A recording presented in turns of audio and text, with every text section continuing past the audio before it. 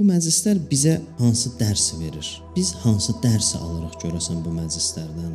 Allah eləməsin bu əza məclisləri bizim ancaq emosional tərəfimizi, emosional hissəmizi təmin eləsin. Bir deyir, Kərbəlada İmam Hüseynin qəbrinin yanındaydım. Gördüm bir cavan ağlaya-ağlaya tutub İmam Hüseynin zirəhindən. Bir mənim də belə diqqətimi cəlb elədi, nəsə maraqlı gəldi mənə. Yaxınlaşdım, görüm bu nə deyir, nə danışıb ağlayır. Çox belə halı bir qəribə idi. Yaxınlaşdım, gördüm tutub İmam Hüseynin zirəhindən. Ağlaya-ağlaya deyir ki, Hüseyn, dəyməzdi sən mənə görə şəhid olasan. Dəyməzdi ki, mənə görə sən canından keçəsən. Biz bu məclislərdən dərs almasaq, həqiqətən Hüseyn dəyməzdi mənə görə şəhid olmağa. Əgər mən burada emosional hissəmi ancaq təmin edirəmsə, ağlayıram, rahatlaşıram, yüngülləşirəm.